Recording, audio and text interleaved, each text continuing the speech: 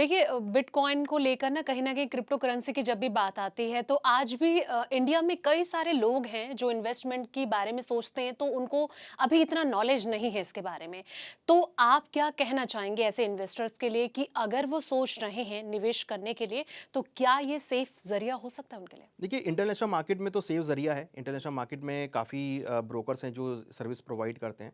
मगर ड Indian market में जैसा कि मैंने कहा कि अभी आरबीआई की तरफ से या सेबी की तरफ से इसकी अलाउड नहीं लीगैलिटी है। को लेकर कई तरह के येस, क्वेश्चन भी उठते क्वेश्चन्स हैं। हैं। बट हाँ, आरबीआई ने ये भी क्लियर किया कि अगर कोई क्रिप्टो करेंसी में ट्रेड करता है तो 30% टैक्स देके वो ट्रेड कर सकता है। तो इट मीन्स कि आरबीआई भी ये मान रहा है कि ये कहीं न कहीं लीगल होता हुआ दिखाई दे सकता है। इसलिए उन्होंने उस पे टैक्स लगाया कि 30% देकर आप कर सकते हैं, क्योंकि वर्ल्ड में वो लीगल हो रहा है। तो अगर इंडिया के अंदर ट्रेड करना है आपको, तो बहुत सारे इंटरनेशनल ब्रोकर्स हैं जहाँ पर आप जा सकते हैं। बट हाँ, आप जो भी ब्रोकर के साथ जाएँ, आप उसकी जो अवेलेबिलिटी उसको आप चेक करें, उसके ऐप्स को देखें या उसकी जो रेगुलेशंस हैं, अगर वो मान लीजिए दुबई में है या अगर वो यूएस में है या किसी और कंट्री में है, तो क्या वहाँ से रेगुलेटेड, या सिंगापुर में है तो वहाँ से रेगुलेटेड है या नहीं है। अगर वो रेगुलेशन है, आप उसका पूरा रेगुलेटरी चेक कीजिए। अगर वो इंडिया में नहीं, बट अगर वो बाहर भी है, तब भी आप उसका रेगुलेशन चेक कर सकते हैं, वो किस कंट्री से रेगुलेटेड है या किस सेंट्रल बैंक से रेगुलेटेड है, तो उसके थ्रू फिर आप इन्वेस्टमेंट कर सकते हैं, जहाँ पर अपना केवाईसी आप पूरा रखें, जो भी पैसा का लेन-देन है वो आप पूरा क्लियर रखें, अपना ईमेल आईडी, फ़ोन नंबर सब वहाँ पे क्लियर मेंशन रखें, जो कि एक इन्वेस्टर को करने भी चाहिए। तो थोड़ा कंप्लायंस लेवल पे आप कर सकते हैं, और उसके साथ जो जहाँ पे आप पैसा लगा रहे हैं, उसका आप पूरा देख-रेख करें, क्योंकि क्रिप्टो के साथ ये है कि अगर वो किसी गलत अकाउंट में चला गया, तो उसको फाइंड आउट करना मुश्किल है। हुँ। तो इसके लिए मतलब किस तरीके से अगर वो इन्वेस्ट करने की सोच रहा है तो क्या-क्या उसको चीज़ें ध्यान में रखनी पड़ेगी? देखिए, उसको इन्वेस्टमेंट करने के लिए एक तो देखना है कि कौन क्रिप्टो क्रिप्टो एक्सचेंजेस भी इंटरनेशनल मार्केट में खुले हैं। उन एक्सचेंजेस के बाद अपना केवाईसी करें, और वहाँ पर वो फंड डाल के क्रिप्टो बाय कर सकते हैं। मीन्स बिटकॉइन बाय कर सकते हैं, फिर वो अपने वॉलेट में उसको रख सकते हैं, और फिर वो अपने वॉलेट से उसको शिफ्ट भी कर सकते हैं। अगर उनको किसी को देना है या कोई ट्रांजेक्शंस करनी है तो वो कर सकते हैं। तो उनको ये ध्यान रखना है कि जो उनका वॉल्ट है या जो उनका ऐप का वॉल्ट है, उसके अंदर वो क्रिप्टो रखे होने चाहिए। अगर वो कहीं मिस आउट हैं तो वो तुरंत उसकी कंप्लेंट करें एक्सचेंज के पास, क्योंकि ये बिटकॉइन जो है वो आपकी ब्लॉकचेन के थ्रू माइन होते हैं। तो अगर वो आपके वॉलेट से निकल गए या अगर वो चोरी हो गए, तो फिर उसको फाइंड आउट करना बहुत मुश्किल है। जबकि डिजिटल करेंसी को अगर आपके बैंक अकाउंट से शिफ्ट होते हैं तो यू कैन ईजिली ट्रैक कि किस अकाउंट में पैसा गए हैं, किस अकाउंट में पैसा गए हैं। बट यहाँ पे अगर वो आपके अकाउंट से चले गए तो वो मैनेज नहीं हो सकते। तो इसलिए अगर आप बिटकॉइन में ट्रेडिंग कर रहे हैं तो ये क्लियर रखें कि वो आपके वॉल्ट में रहें। हुँ।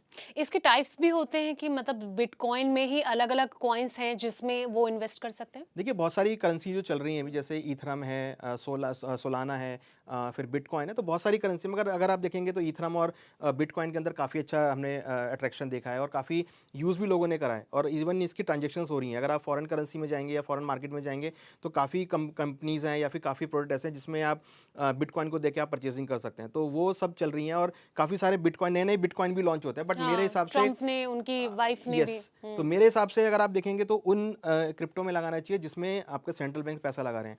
अभी हमने रिसेंटली देखा है कि एक मैंने भी स्टडी भी किया था कि ट्रम्प साहब ने करीबन 2 लाख बिटकॉइन के आसपास यूएस में इकट्ठे करे हैं।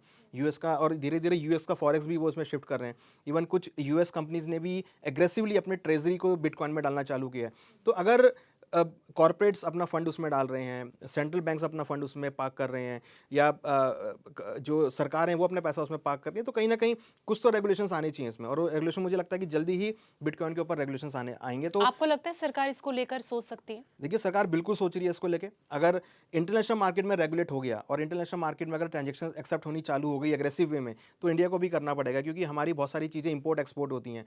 तो अगर हमारा जो हम जिससे इंपोर्ट कर रहे हैं, जिसको हम एक्सपोर्ट कर रहे हैं, उनकी ट्रांजेक्शन अगर बिटकॉइन में होनी चालू हो गई, तो सरकार को रेगुलेट करना पड़ेगा। तो मेरे हिसाब से हमें पहले देखना है कि इंटरनेशनल मार्केट में क्या नज़रिया है। अगर इंटरनेशनल मार्केट में रेगुलेट होता है, फुली रेगुलेट होता है, वहाँ पे ट्रांजेक्शन एक्सेप्ट होती हैं, तो हो सकता है कि फिर आरबीआई भी इस गाइडलाइंस को लेता हुआ दिखाई दे। आपको लगता है कि बिटकॉइन में अगर लोग ज़्यादा से ज़्यादा इन्वेस्ट करें तो ये इन्फ्लेशन को बीट कर सकता है? देखिए, अगर इन्फ्लेशन बढ़ेगा तो यहाँ पर आपको सपोर्ट मिलेगा, क्योंकि ये हेज अगेंस्ट इन्फ्लेशन है।